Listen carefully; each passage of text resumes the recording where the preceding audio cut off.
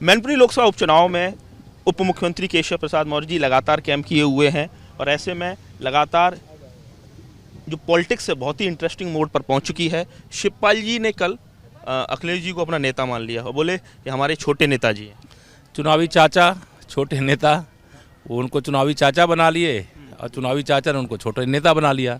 लेकिन जनता उनको कुछ नहीं बनाने वाली है, क्योंकि वो दोनों के बारे में जानती है। ये चाचा भतीजे का जो इतिहास है पूरा प्रदेश काफ़ी कुछ जानता है, लेकिन मैनपुरी लोकसभा क्षेत्र के लोग तो उनके रग रग से परिचित हैं।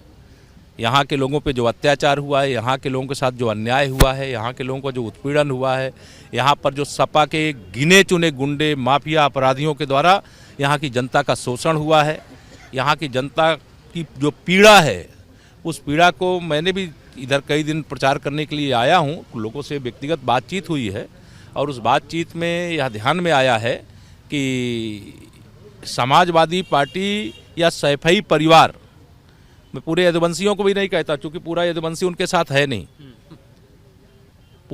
मैं सैफई परिवार को कहता हूँ। ये परिवारवाद को समाजवाद समझते हैं, लेकिन समाजवाद को अब समाज पूरा उत्तर प्रदेश का समझ गया है। समाजवाद का मतलब परिवारवाद नहीं होता है। चाचा जी पर बड़ी नज़रें आप लोगों की टेढ़ी हो रखी हुई हैं। जो उन्होंने बंगला दिया गया था, लग रहा है कि उस पर भी उसको भी वापस लेने का विचार चल रहा है। विधायक के नाते आवाज़ दिया गया था, किसी चुनाव का कार्यालय वहाँ पर खोला जाए, इसके लिए नहीं दिया गया था। चुनाव कार्यालय खोलने के लिए अलग से अनुमति लेनी होती है, अलग से आवंटन होता है। ये इसलिए सुरक्षा की जहाँ तक बात है, उनको अपने भतीजे से खतरा था, सरकार से निवेदन किए तो उनको सुरक्षा मिली थी। अब सुरक्षा की जरूरत नहीं, चूंकि चाचा भतीजे एक हो गए, उनको खतरा खत्म हो गया, तो सरकार ने क्या, सुरक्षा समिति ने उनकी सुरक्षा पूरी तरह से वापस नहीं ली। वाई श्रेणी की सुरक्षा उनके साथ बरकरार है। और भ्रष्टाचार अगर किया है, चाहे चाचा किए हों, चाहे भतीजे किए हों, चाहे सपा के कोई और किए होंगे, तो उसकी जांच तो होगी ही और जो दोषी होगा उसके खिलाफ कार्रवाई होगी। सर, एक लिस्ट वायरल हो रही है एटा के पुलिसकर्मियों की, उसमें जाति का कॉलम है। तो सपा के कैंप से लगातार हमला किया जा रहा है कि चुनावी मशीनरी दुरुपयोग है, एक जाति विशेष के पुलिसकर्मियों को जानबूझ कर ड्यूटी नहीं दी जा रही है। ये कहीं ना कहीं विकृत मानसिकता है बीजेपी। समाजवादी पार्टी का जो चुनावी प्रबंधन तंत्र होगा वो हारने की स्क्रिप्ट तैयार कर रहा है कि 8 दिसंबर को जब चुनाव परिणाम आएगा, हार जाएंगे तो क्या आरोप लगाएंगे।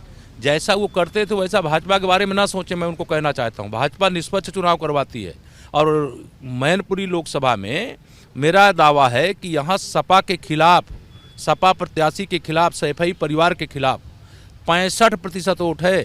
वो 35% में लड़ रहे हैं, उसमें भी हम ले रहे हैं और 65% के अंदर उनके पास घुसने को रास्ता नहीं मिल रहा है।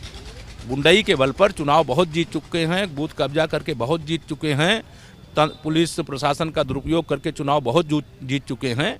अब निष्पक्ष चुनाव में चुनाव जीतेंगे तब पता चलेगा उनको। कुल मिला के केशव मौर्य जी, जिनका कहना है कि 65% वोट उनके साथ है, 35% विपक्ष में है, उसमें भी लगातार बीजेपी अप्रोच कर रही है। गुंडई और बूथ कब्जा करके लूटने वालों को जनता नकार चुकी है। मैनपुरी से नितिन उपाध्याय, एबीपी गंगा।